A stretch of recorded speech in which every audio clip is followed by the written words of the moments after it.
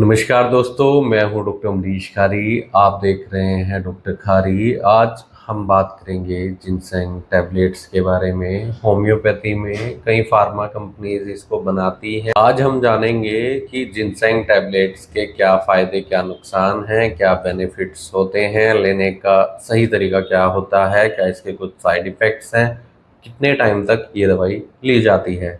जानने के लिए वीडियो पूरा देखें। अगर आप हमारे चैनल पर नए हैं तो चैनल को सब्सक्राइब कर लें ताकि आने वाली हेल्थ रिलेटेड वीडियो से आप अपडेटेड रहें। ये दवाई एक टॉनिक के तौर पर असरदार रहती है। पेशेंट को ये एनर्जी बूस्टर के तौर पर दी जाती है। जिन लोगों को कमजोरी, थकावट रहती है, स्टेमिना जिन लोगों का कम रहता है, जिन लोगों की इम्यूनिटी भी कमज़ोर होती है, तो ऐसे पेशेंट में ये इम्यूनिटी को भी बूस्ट करने का काम करती है। इम्यूनिटी बूस्टर के तौर पर दी जाती है।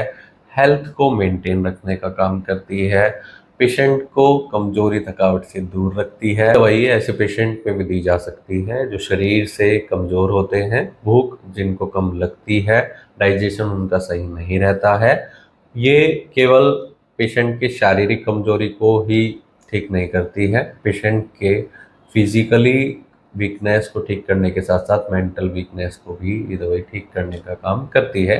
जिन लोगों को जल्दी ही थकावट रहती है, तनाव रहता है, रात में नींद नहीं आ पाती है, ऐसे पेशेंट में ये एक टॉनिक के तौर पर पेशेंट के लिए दी जा सकती है। जैसे अश्वगंधा पेशेंट को दिया जाता है, या फिर होम्योपैथी में अल्फा अल्फा पेशेंट को दिया जाता है, जो ऑल ओवर बॉडी के लिए काफ़ी अच्छे रिजल्ट्स जिसके मिलते हैं। कमजोरी, थकावट को दूर करता है, एनर्जी बूस्टर का काम करता है, स्टेमिना बनाए रखता है, इम्यूनिटी बढ़ाए रखता है।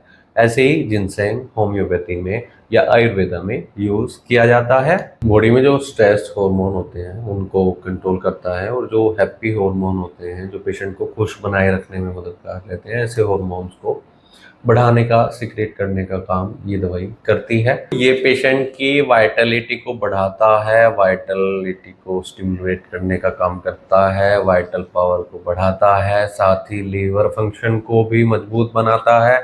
जिन लोगों को भूख कम लगती है, डाइजेशन की शिकायत रहती है, इंडाइजेशन में ये दवाई देने से पेशेंट को काफ़ी अच्छे रिजल्ट्स मिलते हैं। भूख को बढ़ाने में मददगार ये दवाई रहती है। पुरुषों में इस दवाई को स्पर्म काउंट बढ़ाने के लिए दिया जा सकता है, और प्रेमेच्योर इजैकुलेशन की शिकायत को भी ये दवाई ठीक करती है। ईडी में भी कुछ पुरुषों में इसके काफ़ी अच्छे रिजल्ट्स मिलते हैं। ऐसे केस में आपको प्रॉपर ट्रीटमेंट लेना चाहिए। इस दवाई के शुगर और कोलेस्ट्रॉल के पेशेंट में भी काफ़ी अच्छे रिजल्ट्स मिलते हैं। जो पेशेंट का ट्राइग्लिसराइड बढ़ा होता है या कोलेस्ट्रॉल नॉर्मल से ज़्यादा जा रहा है, पेशेंट के अंदर फैट बढ़ रहा है, अगर पेशेंट को डायबिटीज़ की भी शिकायत आनी शुरू हो गई है, शुगर लेवल नॉर्मल से ज़्यादा रहता है, ऐसे केस में ये दवाई काफ़ी अच्छे रिजल्ट्स देती है, शुगर लेवल को कंट्रोल करती है।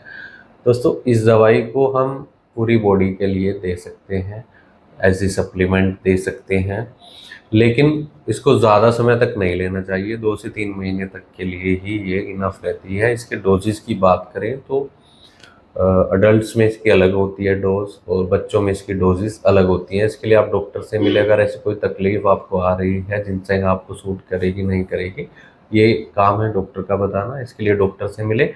बाकी जो इसकी जनरल या कॉमन डोज होती है वो एक टैबलेट दिन में 2 बार आप एडल्ट्स में दे सकते हैं, लेकिन डॉक्टर से एक बार जरूर मिलें। ऐसी कोई तकलीफ आ रही है तो नहीं तो दिए गए व्हाट्सएप नंबर पर हमसे संपर्क कर इलाज या सलाह ले सकते हैं। वीडियो देखने के लिए धन्यवाद। चैनल को सब्सक्राइब करें और कॉमेंट सेक्शन में ज़रूर बताएं कि हमारी वीडियोज़ आपको कैसी लगती हैं।